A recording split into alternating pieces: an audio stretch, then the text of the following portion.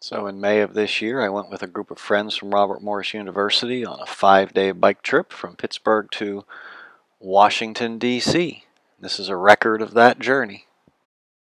So the first step was to get from my house to downtown Pittsburgh via some local roads, the North Shore Trail, and the 16th Street Bridge, where I met up with a couple other guys and we plotted our next move. And then pick up the jail trail. Yeah. Take the hot metal, go from there. Go ahead. All right. And here's the hot metal bridge. So we met up with Dawn and Todd and headed down the trail, past the water slides and sandcastle, past the pump house, onto the Steel Valley Trail, which includes a number of interesting bridges, and then into the town of McKeesport, and finally to Boston, PA, where we got some indication of how far we had yet to go. So we headed off down the trail, saw a couple of interesting waterfalls. We stopped in West Newton for lunch and a couple minor repairs and to just regroup with everybody, and then headed down the trail to the next town, which was Connellsville. Connellsville is interesting because they do put the trail right through the middle of the town.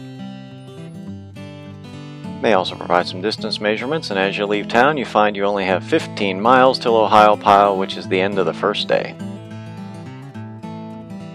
Now, Ohiopyle is a beautiful park, but at the end of a long day it's still nice to see the town come into view and be able to find the ice cream shop and the hotel, have some dinner, and to see some of the local sights. While a small group of us had left from Pittsburgh on Wednesday, the official Robert Morris trip started Thursday from Confluence. So today we started by hopping on the trail early and heading to Confluence to meet the bus from the university. Once in Confluence, we met, shockingly, at the bike shop, and everyone from the bus got unloaded and got their gear together, and now our much larger group started off down through the town of Confluence and headed back onto the trail. After detouring around a tunnel that's blocked off, the first major stop of the day was in Rockwood, home of the Rockwood Mill Shops and Opera House, purveyor of fine breakfast sandwiches and baked goods. The next major landmark down the trail and across this awesome long viaduct is the train station at Myersdale, Pennsylvania, which is a good place to rest because you're going to spend the next 8.5 miles on a gradual uphill that leads eventually to the Eastern Continental Divide, which is the highest point on the trail and is a good place to stop, rest, and celebrate what you've done and realize that the next 23 miles are all downhill. And that downhill includes a number of really cool landmarks, including the Big Savage Tunnel, a 3,300 foot long lit tunnel, which then leads into the Mason-Dixon line, as well as the Borden Tunnel, which is unlit. And then the entire trail follows the Western Maryland Scenic Railroad all the way into Cumberland. And when you arrive at the town of Cumberland, you have reached the end of the Great Allegheny Passage. And that's the end of the second day. And on Friday, we started down the C&O Canal Towpath, which is a 180-mile long national park with a surface that changes regularly, sometimes bright and open, sometimes 2 tracks, sometimes a single track through the woods. War era family cemetery, and there are 70-some locks along the way. All kinds of scenery and mud. You can never get away without the mud. After a couple hours, we crossed the Potomac to the town of Paw Paw, West Virginia, which has not much, but it does have hot food. So we had a quick lunch and then headed back onto the trail to the highlight of the day, which was the Paw Paw Tunnel. Now the Paw Paw Tunnel is 3,100 feet of total darkness with an uneven surface, so it is necessary to walk the bike, and hey, you can also tell some scary stories if you like. Great time to bring that up.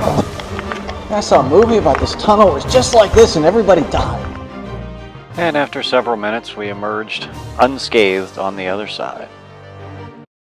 Continuing down the trail, after a little bit of mud, we found ourselves soon approaching Bill's Place, which is a local bar that has cash on the ceiling. To finish the day, we left the CNO and went onto the Western Maryland Rail Trail, which parallels the CNO but is completely paved and also leads directly to Hancock, home of the CNO Bicycle Shop. A shop that also has accommodations that you can rent for $10 per night if you so dare, and it comes complete with showers. I myself continued in and through the town and climbed the hill to the hotel to finish the day.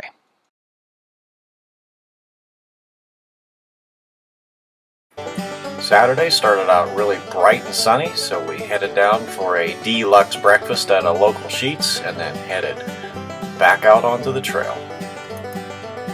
Similar to how we'd ended Friday, we started Saturday with 10 miles of paved rail trail, and then hopped back onto the CNO.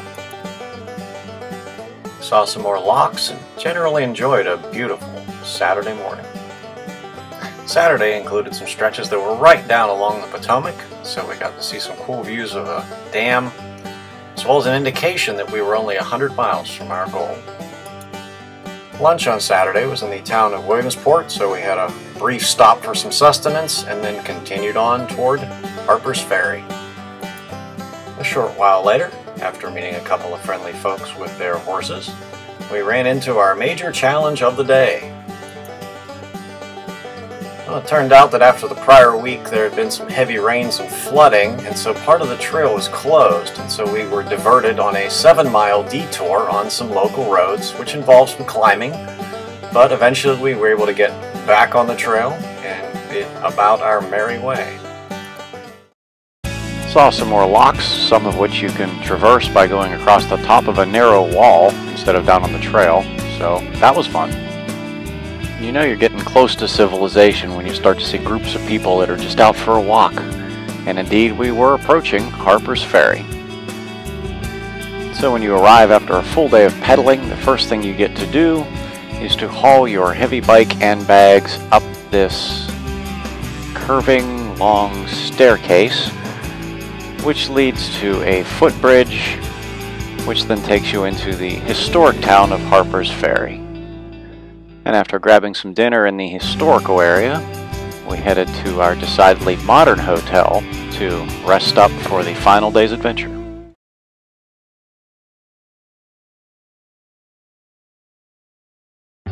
So the last day of the trip dawned bright and sunny. We were all eager to get to our destination, so we worked our way back across the bridge, went down the scary staircase, and hit the trail. So the first highlight of the day was a downed tree, which Trish and Jeff decided to take the high road, and I took the low road, with a little bit of help from the other side. And so, undaunted by that, we continued down the trail, eventually coming to the next highlight of the day, White's Ferry, an actual working ferry across the Potomac, which unfortunately has sustained a number of floods. And after navigating some more downed foliage and seeing a couple of interesting sights, we found ourselves in Great Falls, which were the next big highlight of the day.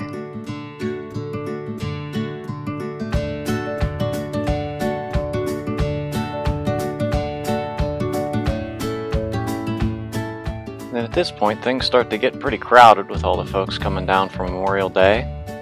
So you do a bit of maneuvering between various groups of people. Then you do the last few miles on a nice paved asphalt surface until you eventually come to the final gate and you have arrived in Washington, D.C. So for a few hours I toured around the monuments of D.C. and reflected on what we had just done. We had pedaled 350 miles over a 5-day period and just had an outstanding adventure. So to all those who went with us, and especially to those who organized the ride, I just say thank you. I had a blast. To all those who are watching this and were not on the ride, maybe we'll see you next year. I, for one, have every intention of doing this again.